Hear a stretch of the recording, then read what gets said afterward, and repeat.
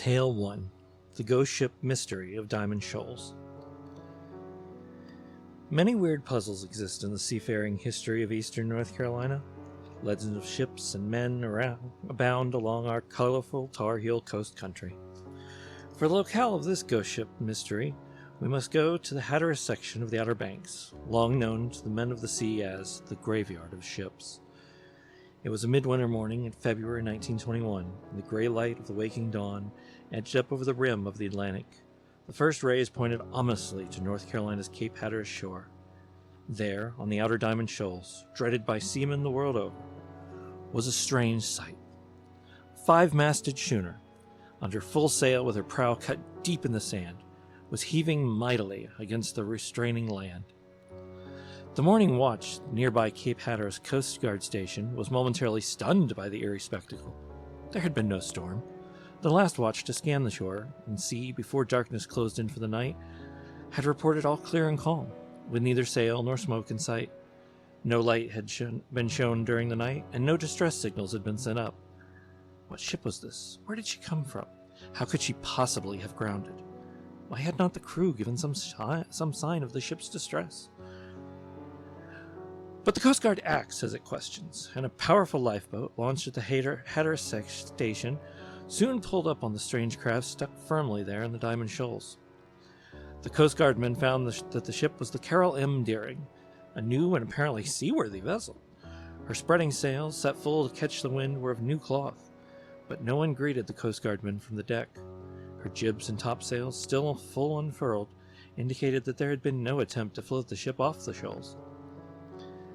The rescue boat could get no nearer to the nest of shoals than a quarter of a mile because the sea was running strong, so the little Coast Guard crew studied the Carol M. Deering from a distance. They noted that she seemed to be stripped of her lifeboats, and that a ladder hung over her port side. The rescuers estimated that the ship would have had a crew of at least 10 men. They circled the stranded schooner for more than 2 hours. Still, there was no sign of life from on board, and still no distress signals. Nor was there any response to any calls. Only the whistle of the chill and penetrating February winds through the ship's rigging and the roar of the waves on the dreaded shoals. A boiling surf frothed and spumed like lava spouting from a vexed volcano as the vessel bit deeper into the sand with every curl of a new breaker. Finally, the Coast Guard men returned to the beach for further instructions. The ownership of the Carol M. Deering was checked in the Marine Register, and it was found to be a $200,000 schooner of 2,114 tons, built at Bath, Maine, a previous year. Her owners were notified of her plight, and a cutter from Wilmington was dispatched to the scene. Coast Guard crews from 2 other nearby stations were also rushed in to help. When the rough sea subsided around the shoals, the Coast Guard returned to the amazing ship, still sitting there in her spreading white sails and tugging at the sand that held her bottom fast. The schooner was still intact, but now quite high out on the water of the shoals. The sea was comparatively calm. The Coast Guardmen climbed aboard. What they found after they climbed up the side and over the ship's rail was so strange that it is still a favorite topic at the firesides of the people of the coast country. The Coast Guard men saw why no distress signals had gone up from the ship as she plowed into the shoals the night before. There was no man on board to send up a signal. She ran ashore because there was no helmsman to guide her. The entire crew of the Carol M. Deering had vanished. Only one living thing was found as the ship was searched from stem to stern, a lean gray cat, and the only sound not made by the sea or creaking timber was the faint and pitiful mewing of the cat, coming from the galley. What a story that cat could have told had she been a modern Puss in Boots instead of an ordinary ship's cat. Most of the ship's papers, charts, and nautical instruments were missing. The steering apparatus was smashed, apparently by a sledgehammer that was propped casually against the wheel. The rudder swung free, allowing the vessel to drift with the current. The ship's stores, signal flags, and gears were stowed intact. The bunks were all made up, a meal was cooked, the table set, and food, only partially consumed, was left on the plates. Other food was in the pots of the icy cold stove. Everything was ship-shape, and there was no evidence of violence. Lights still burned in the ship's salon.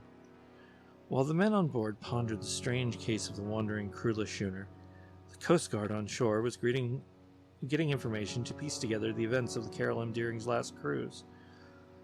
In August, 6 months before, The schooner had cleared Newport News, Virginia, with a cargo of coal, bound for Rio de Janeiro by way of Lewes, Delaware, under the command of Captain William Merritt of Portland, Maine. Merritt's son was the first mate. The vessel was but a few days underway when Captain Merritt was taken sick, so she put into Delaware breakwater at Lewes, and Captain Merritt was transferred from ship to a hospital. His son went with him.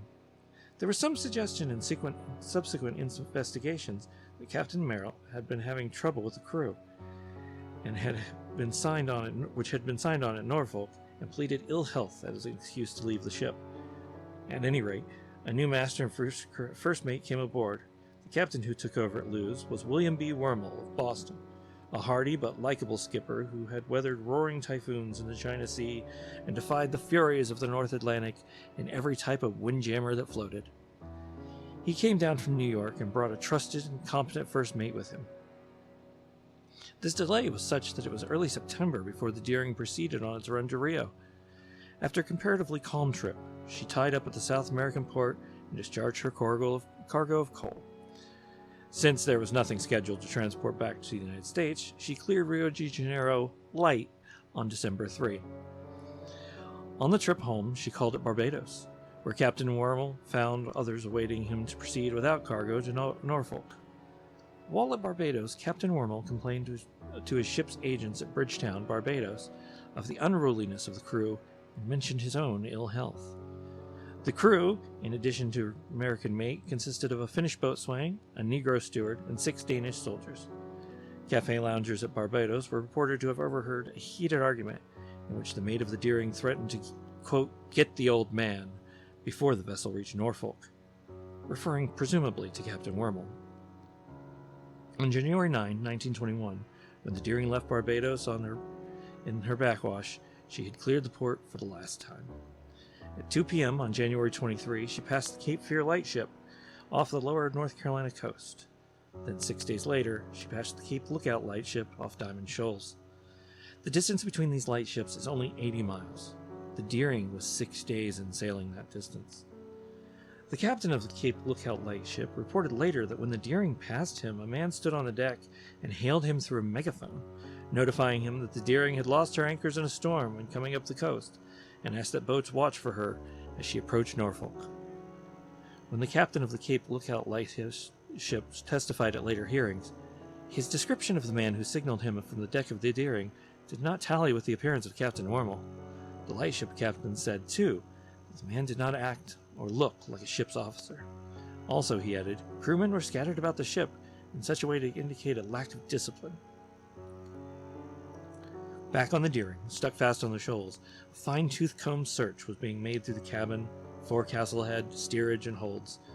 Little was found to throw light on what had happened aboard the ship during the last hours before she was beached, but there ensued one of the most exhaustive investigations in maritime records. So exhaustive, in fact, that before it ended, 6 government departments besides the Coast Guard became involved: the Navy, the Justice, the Treasury, State, Navigation, and Commerce departments.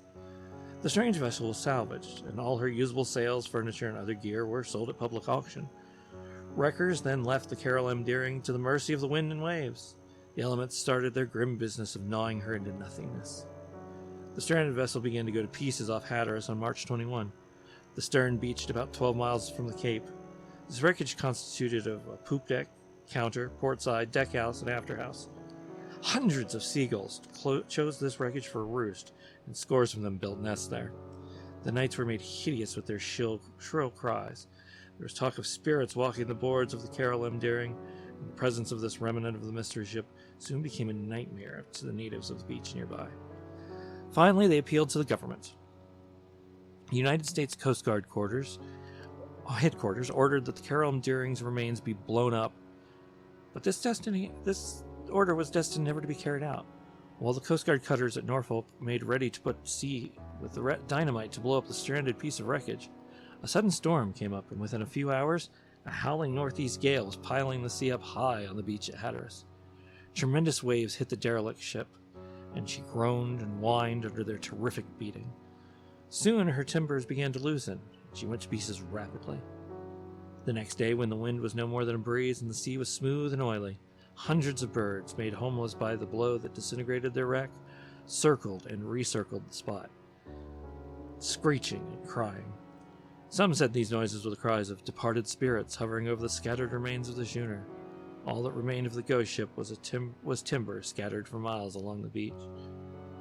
It had been many years since some grim specter took over the wheel of the trim and sturdy Carol M. Deering and veered her crewless vessel off course into the port of doom. As seasons have come and gone, innumerable theories about the Deering and her fate have been propounded, each as plausible as another, and each as absurd. But throughout the investigations and all the years since, no theory has been overlooked and no angle scoffed at. No possible clue has been thought insignificant. Yet the deeper the probe, the deeper the mystery of her missing crew. When first news of the mysterious schooner was flashed over the world, a young woman in Boston, Miss Lulu Wormel, daughter of the ship's captain William B. Wormel, said she was positive that the ship had fallen into the hands of 20th century pirates, and that her father and his crew had been murdered at sea. In subsequent investigations, she made out a pretty good case. On the chart that was salvaged from the ship, Miss Wormel said she could identify her father's handwriting up to January 23, the day the ship passed the Cape Fear lighthouse, and then after that, the entries were made by a different hand. It was 6 days after January 23 that the captain of the Cape Lookout lightship said the Deering passed his ship, and that he was hailed by the man on deck who did not look or act like a ship's officer. The captain of the Lookout lightship also testified that the steamer had passed his station shortly after the Deering and refused to stop when he flagged an international code signal, "Have important message." He stated that he then blew his number 12 chime whistle, which could be heard for 5 miles. Contrary to the unwritten law of the high seas, the steamer still refused to stop. The lightship captain said he wanted to notify the steamer that the Deering had lost her anchors. The most important evidence against the modern buccaneering theory is the ship carried no valuables, not even a cargo. It seems unreasonable that pirates would have risked their necks simply for personal belongings of the ship's crew. Besides, there was no evidence of a topsy-turvy search of the ship for things of value. A note found in a floating bottle indicated that the Deering had indeed been the victim of pirates. However, what was produced later was proved to be a fraud. Other theories included the mass suicide at sea, with some suggesting possibility that the crew had contracted some dread tropical disease, and that the men had sacrificed their lives to prevent a fatal epidemic in the States. But such a theory would contemplate finding bodies, and did not explain the missing lifeboats.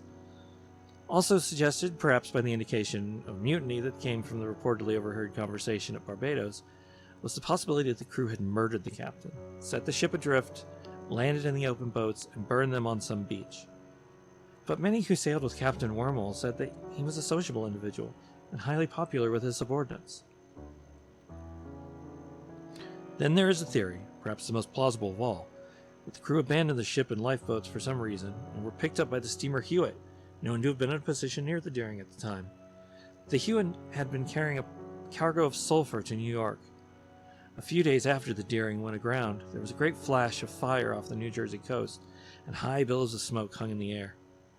The Hewitt never reached New York, and it became evident that the cargo had exploded. Perhaps both crews, then aboard, were lost. The Deering investigation was finally brought to a close with the terse statement of one of the federal government officials. He said, "We might just as well search a painted ship on a painted ocean for sight of the vanished crew." What happened aboard the ship from the time she cleared a South American port until she put in at Hatteras, a ghost ship in full sail without captain or crew, will never be known. Meanwhile, the Carol M. Deering, which once swept down the ocean highways with her snow-white canvas towering away to the royal yards, and which once surged bravely through the raging gales and biting blasts of ill-tempered seas, has finally broken up and rotted away in the death clutches of a treacherous sandbar, taking with her into oblivion one of the most baffling secrets of the ocean that washes our Carolina coast.